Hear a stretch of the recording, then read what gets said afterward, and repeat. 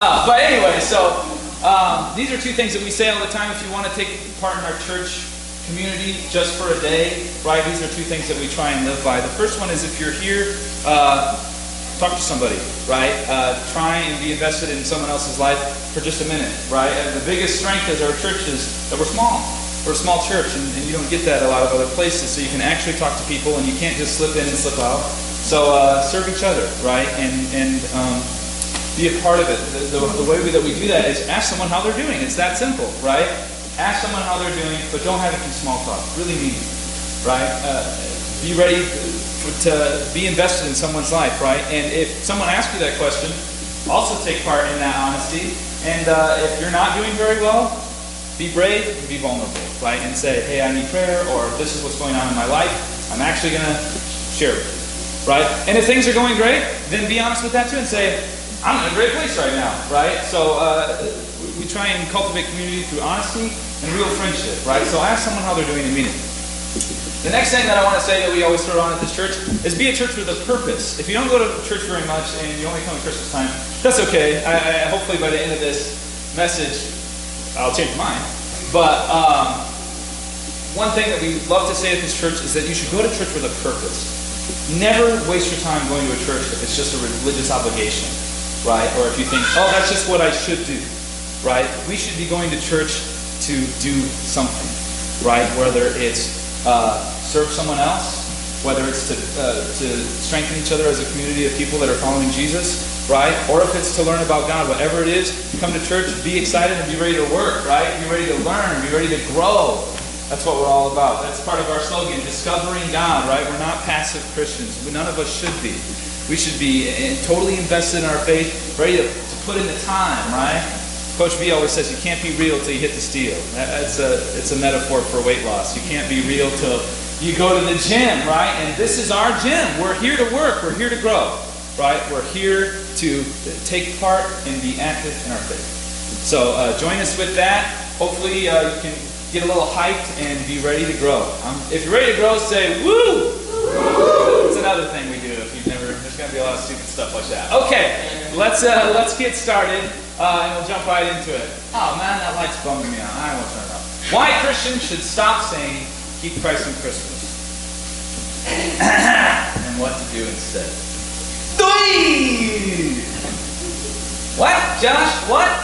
Why Christians should stop saying "Keep Christ in Christmas" and what to do instead. Now, if you read that title and you're like, "Oh no, Josh, be cool, man.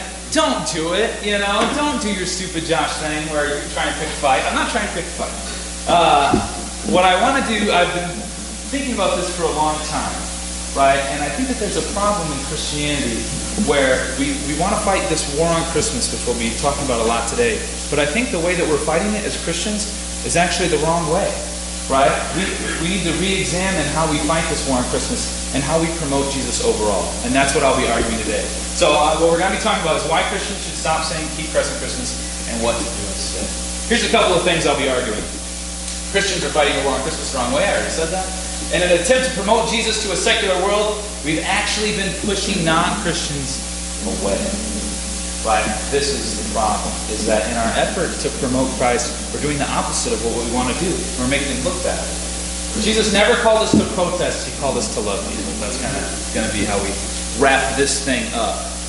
So bear with me through this message, and hopefully I can convince you of my point about why we should stop saying this. By the way, it's not just saying "Keep Christ in Christmas," and we'll get to this in a minute. It's more of the attitude that comes with that.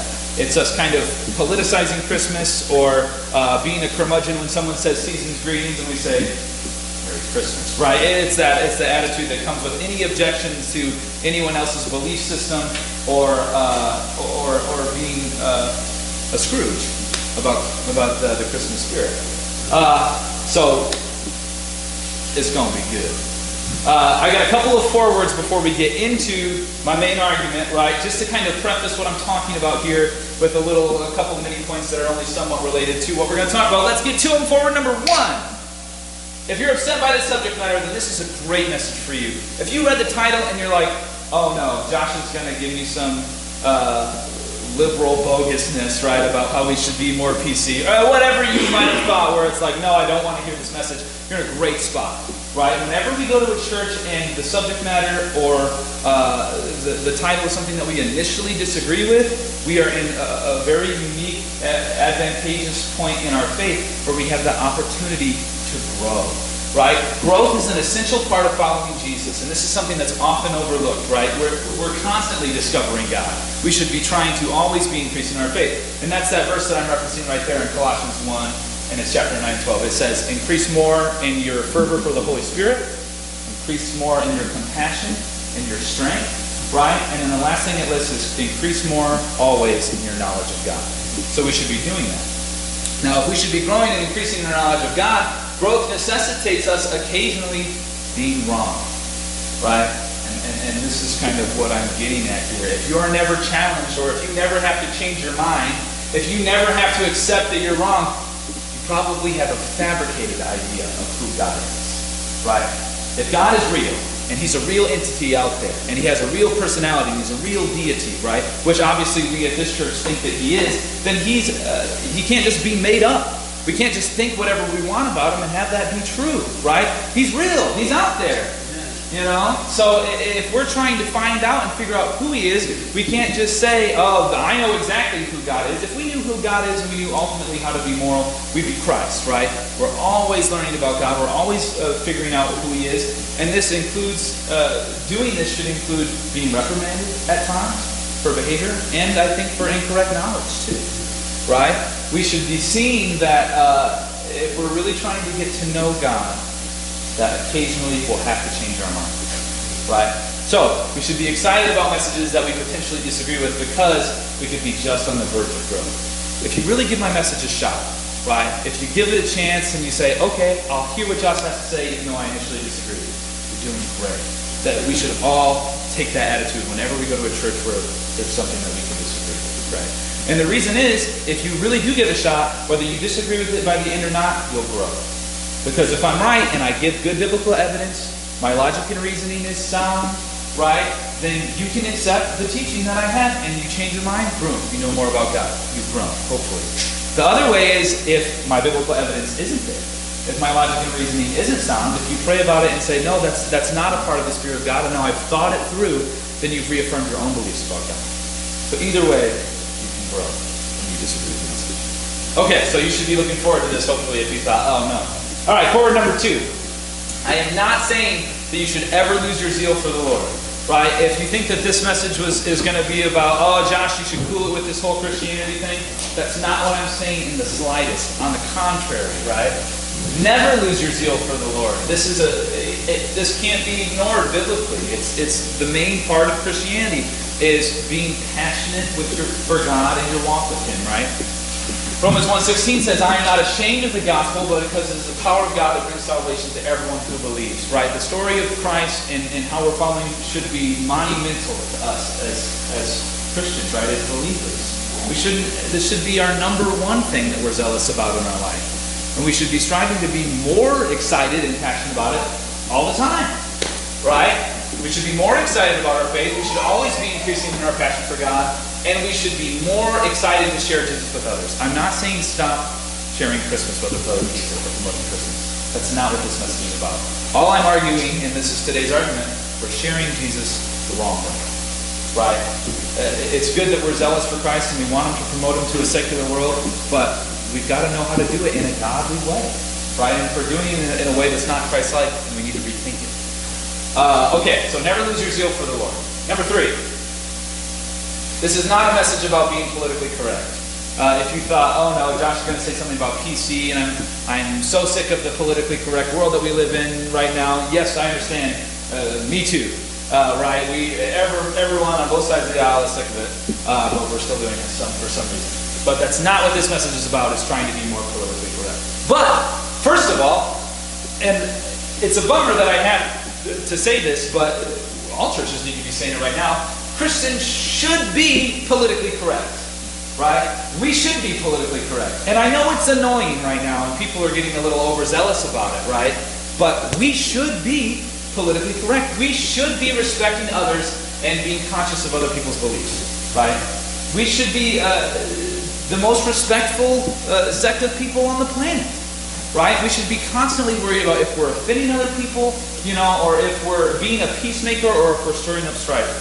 Christians should not be promoting antagonistic stuff online or in their life or anything like that. We should be polite, respectful, and cautious of other people's feelings, right? Because that's how we represent Christ. All Christ did was love and heal, right? Romans 12, 17, and 18 says, and this is all over the Bible, right, about being a peacemaker. Do not repay anyone evil for evil. And here it is. Carefully consider what is right in the eyes of everybody. Someone say it's good. If it is possible on your part, live at peace with everyone. What a powerful verse, right? We should be out there trying to be peacemakers, promoting peace, promoting harmony with people, even if they don't share our belief. And we'll see that by the end. And not only including those people that don't share our beliefs, but that's who we should be paying extra special attention to, right? We should be respecting them the most. Jesus, he called people out on their crap all the time, but who did he call out? The religious people, right? The Pharisees, the people that were from his own religious background. It wasn't the secular people. Jesus never complained about the Romans, right? And we'll see that again in a minute. Okay.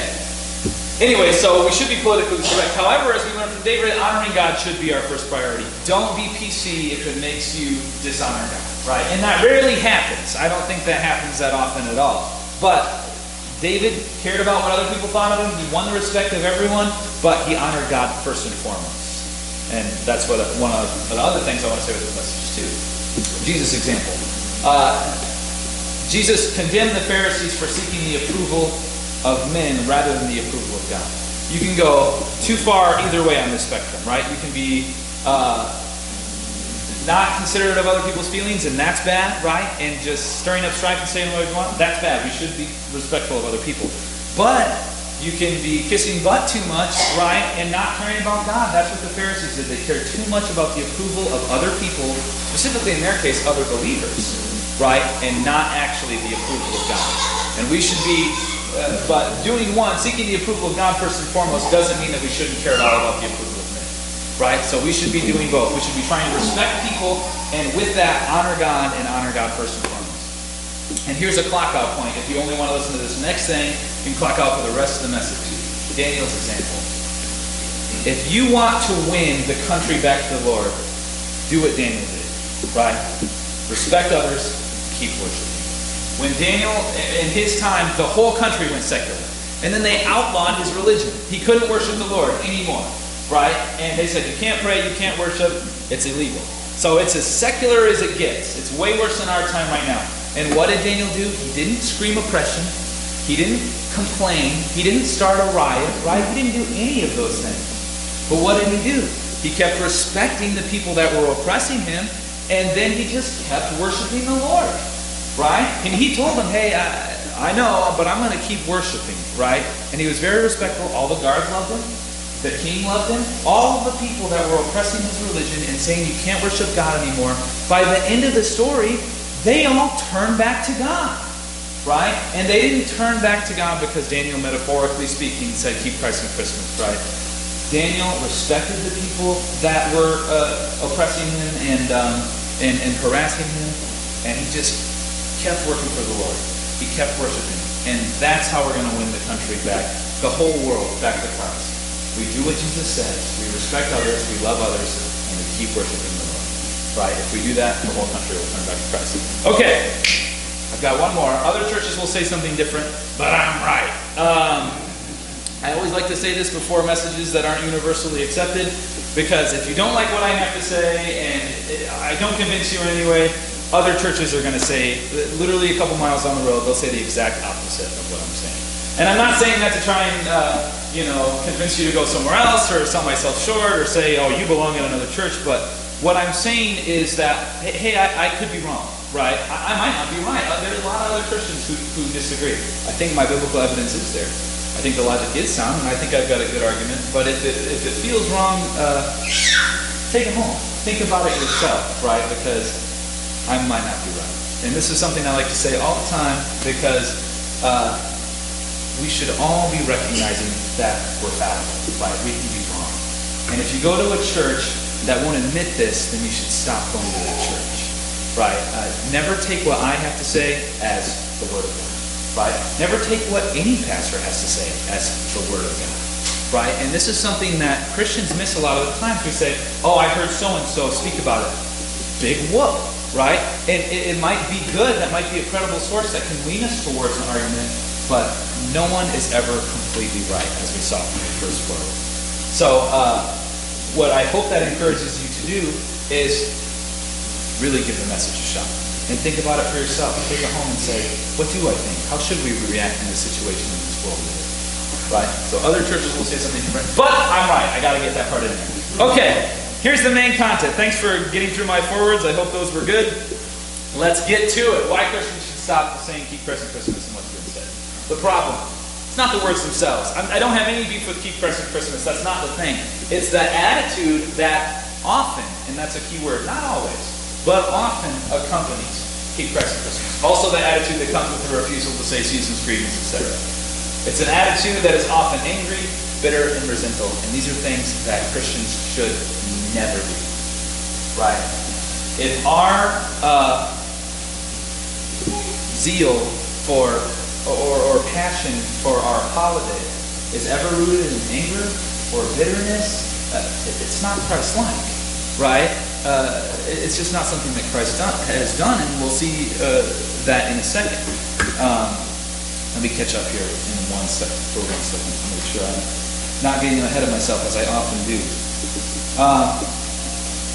Even if we don't have this attitude of anger or bitterness, it can often be perceived as being a grump, right? If we say keep Christ and Christmas to someone who's not religious, right, it seems like we're being a little bit of a grump or a Scrooge or whatever.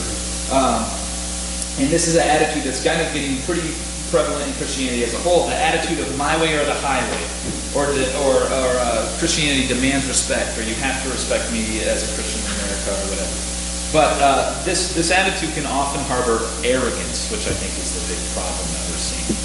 Inconsideration and borderline rudeness. And this attitude comes, I think, as a defense mechanism against an increasingly secular world. I think as Christians, we're still pretty used to Christianity being the most respected and influential institution in the world. It was like that for, upwards of 1,500 years, getting closer to 2,000 years. We've been super powerful and respected. And it was the advanced world renowned Christianity as an institution. Right? It was very powerful. And that's how our tradition has been brought up. And I think that we're kind of all influenced by that. And we're still kind of used to it being that powerful. Now the world is changing. And in the last 200 years, Christianity has been losing influence. And specifically for us, in the last 50 years in our country, we've seen USA get more and more secular. Right? And I think a lot of Christians, maybe very fairly, are threatened by that. Right? We don't like seeing Christianity being less influential. We don't like being less and less respected when we call ourselves a Christian. Right? And I think that this Keep Christ in Christmas is part of the manifestation of that defense mechanism, right? We're saying Keep Christ in Christmas because we don't want to see our religion lose any more influence or respect.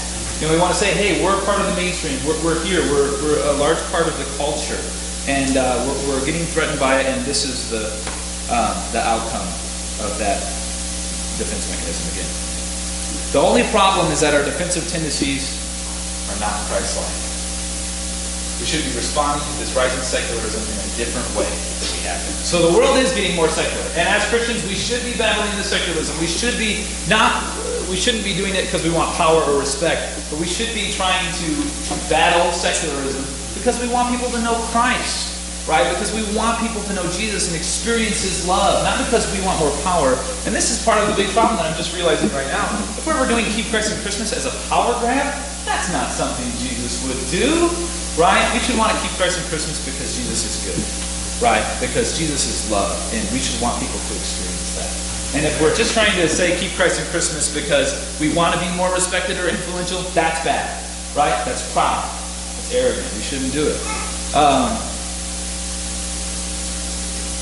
Let's go to the next slide. Take Christ's example. When we start shouting or even complaining about Christianity being salted or threatened, then we're doing something that Jesus never did, right? And Keep Christ in Christmas, albeit is pretty harmless, right? It's not that that one thing is that bad, but if this attitude snowballs and escalates like it has been, it could get more and more bitter and more rude till we see that very blatantly, right? If you haven't seen it already. But if we even complain or shout that Christianity is being oppressed by this PC culture, we're doing something that Jesus never did. A worse situation is that if the PC culture tries to kill Christmas, right? We hear that all the time. They're killing Christmas. Just like the Cranks, man. They were trying to kill Christmas. Who on that? Okay, anyway. If a PC culture is trying to kill Christmas and we respond with rudeness, we are doing the opposite of what Jesus told us to do as his followers. Right? Not only are we doing something that Jesus never did, Jesus directly condemned this. Right? We shouldn't shout or complain when people are hurting us. And it would be fair to get revenge if people are trying to shut out our tradition, right? Or our culture and snuff us out. But that's the exact opposite of what Jesus told us to do. When we say keep Christ in Christmas, especially if it's rooted in anger, bitterness, or obstinance, we are actually taking Christ out of Christmas. Right? We're taking the character, the manifestation of Christ through us out of Christmas. When we're rude, Jesus isn't present in us anymore.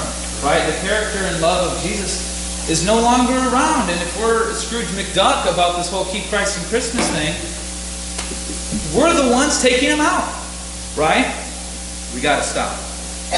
If you're trying to promote Christ, and this is across the board, not just at Christmas time, anytime, and this is one of the big things of my message here. If you're trying to promote Christ and you're rude, then you're doing the opposite. We can't point people to Christ with rudeness. We can't use ungodly tools to do a godly action. We talk about this all the time as a church. If you're trying to promote Christ and you're a jerk, you're not promoting Christ. You're pointing people away from Christ. Anytime we do something godly to try and promote God or whatever, and we use ungodly tools like deception or rudeness or pushiness or whatever, it's not going to work.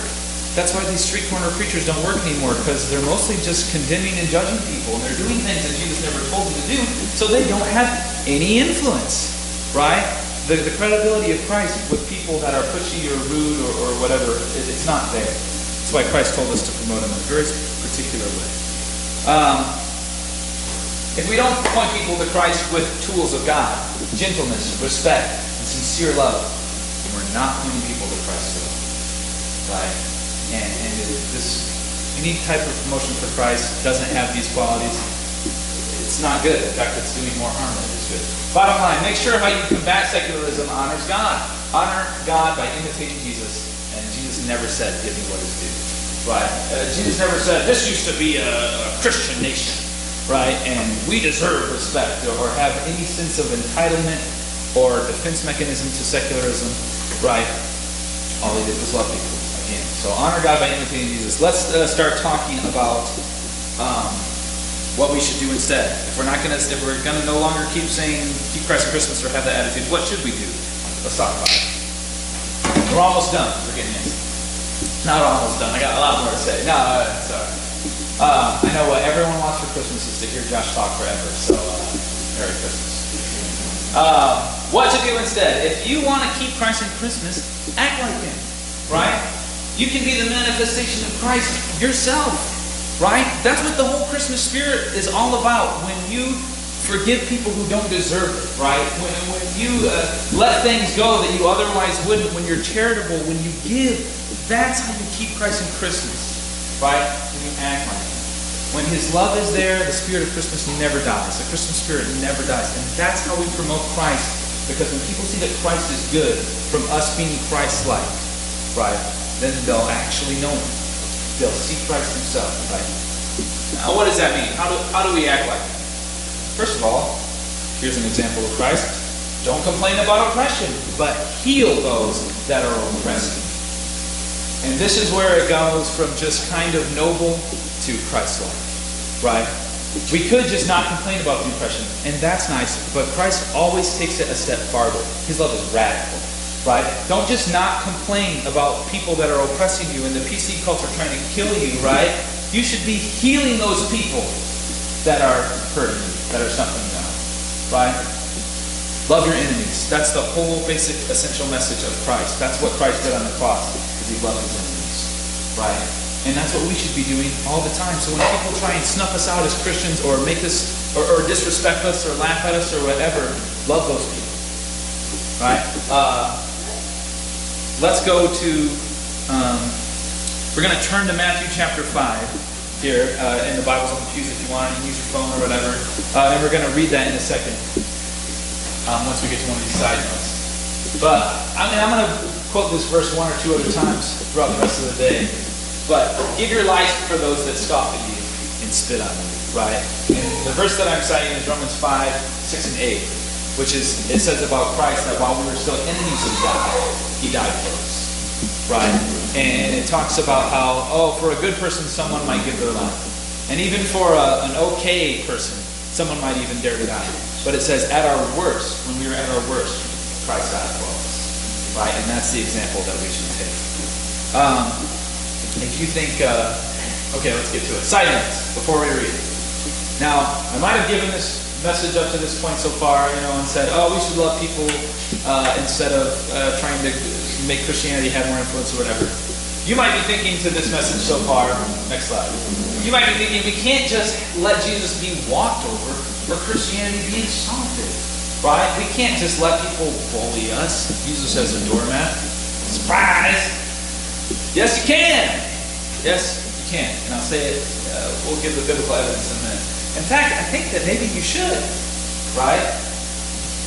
The best way to promote Christ / celebrate Christmas is to respond to insult with love. Catch up here again. Let's go to that verse. This is where I want to read it. So Matthew chapter 5, we're going to start in verse 38. And this is the Sermon on the Mount. So Jesus is talking to a very, very large number of people and giving one of his most famous sermons here. And it's very radical, very controversial for the time. It's still radical now. So here's verse 38. You have heard it was said, eye for an eye and tooth for a tooth. But I tell you, do not resist an evil person. If anyone slaps you on the right cheek, turn to them the other cheek also. And if anyone wants to sue you and take your shirt, hand over your coat as well. If anyone forces you to go 1 mile, go with them 2 miles. Give to the one who asks you, and do not turn away from the one who wants to borrow from you. Here it is. You have heard that it was said, love your neighbor and hate your enemy. But I tell you, love your enemies, and pray for those who persecute you, that you might be children of your Father in heaven. Causes the sun to rise on the evil and the good, and the sun to rain on the righteous.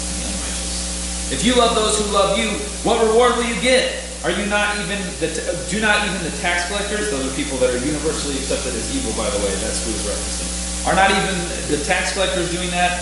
And if you greet your own people, what are you doing more than others? Again, here's another sect of people that everyone thinks is evil. Do not even the pagans do that. Be perfect, therefore, as your heavenly Father is perfect. What I really want to focus on there is, the world says, hey, do good to those who do good to you, and then, snuff out the other people in your life. Hate your enemy. But Jesus' message is totally contradictory to the world, right? We should be loving the people that love us, and we should be loving the people that hate us too, right? And the people that try and disrespect Christianity or try and snuff us out or whatever, that's our greatest opportunity to show who Jesus really is, right? When these people oppress us the most, that's when we can really show them the true character of God. Right? The Son of Man did not come to be served, but to serve and give his life as a ransom for many. This is the whole Christmas message, right? Is that we should never feel entitled, or we should never be bitter when someone is oppressing us or insulting us, because we should be taking after Christ and giving our life to heal others, right? Especially the people that hate us in our life. When someone insults your faith or God, this is your greatest opportunity to show the world who Christ really is. Someone whose unconditional love and willingness to serve is so constant and so great that it's illogical, right? The love of Christ doesn't make any sense. It's not fair. It's not fair to him. We don't deserve to be loved or forgiven or whatever, but Christ does it anyway, right? Christ saw us at our worst moments and said, this is the opportunity for me to be the most godly, right? And forgive us at our worst. We should be doing the same thing. If our love to others is unfair, know that you're getting closer to looking like Jesus, right? And if you think that's not going to do anything, Josh, we can't just love those who hurt us.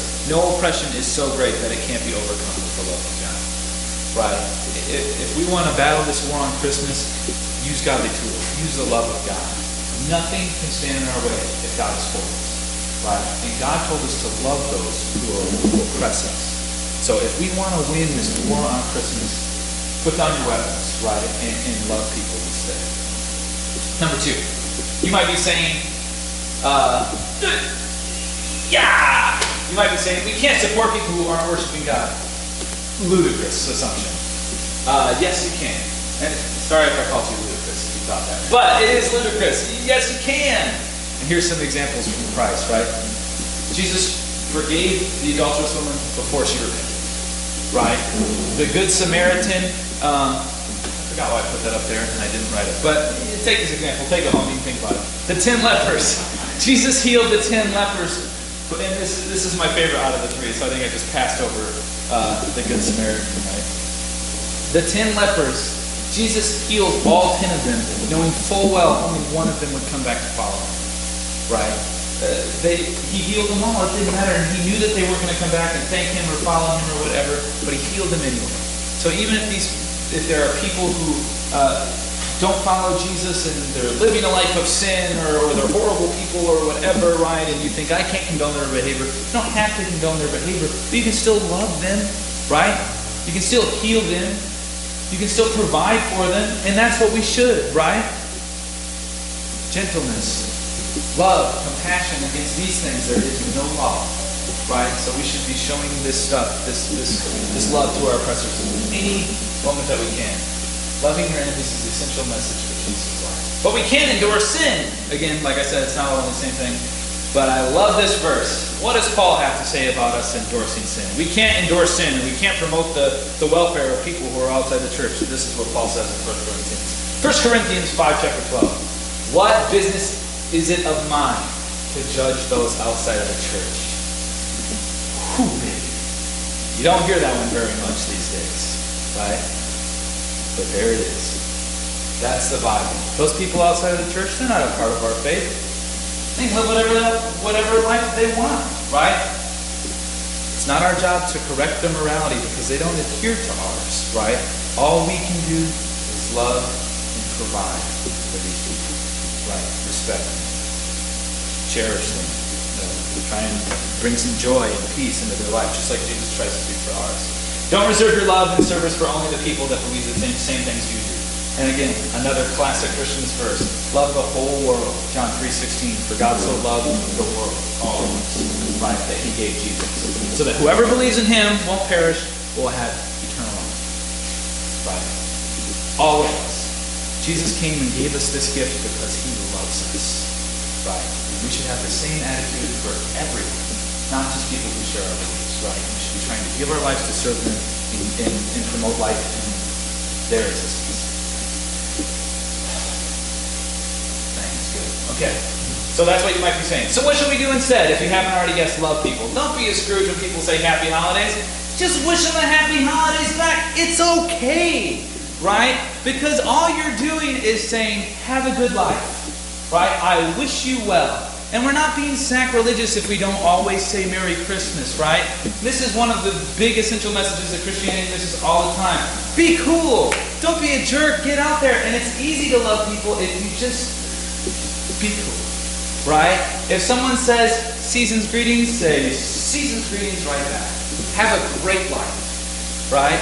Don't condemn them and say Merry Christmas, right? If you have a friend that is Jewish and celebrates Hanukkah, wish them a happy Hanukkah, right? Say, I hope it's great, man. I hope it's awesome. And if someone even says, I don't celebrate anything because I'm secular and we don't do anything in December, turn your back to those people and walk away because they're crazy, right? No, I'm kidding. Obviously we shouldn't do that. Wish them a great month, right? Wish everybody well. Give out of your charitable heart. And if they say, if they even go so far and talk kind of about Christmas and about Jesus, shouldn't change it, right? Love them anyway. It's okay. We know that God loves us even above all of our mistakes. And every dumb thing we've ever done or said or ever will do and say, Christ still loves us, right? No sin is ever a surprise to God. He knew our whole lives when he went to the cross for us, right? When Jesus came to the earth to live this life solely so that we could live in harmony with God forever, right? He knew every bad thing that we'd ever do. He knew the worst that we'd ever be, and he did it anyway. He loved us anyway. So even people are the biggest jerk that you could ever imagine, take after Christ and love him. This is only slightly metaphorical, but don't say keep present Christmas. Stop saying that. Say I love you instead. Right. That's how we keep present Christmas. We manifest him in our own lives and tell people, hey, I love you. Right? Don't just say it. They're not just words. Do it. Be it. Right? Promote life in others' life, in others' existence, just like Christ did for us. Last thought, and this is the last thing I'll say. It's only kind of related. Then we're going to sing a couple more songs and take an offering, and we'll be dismissed. Hope everyone has a great Christmas. Right? I hope you have a good time with your family or friends or whatever you do. Have some fun. But while you do that, remember this.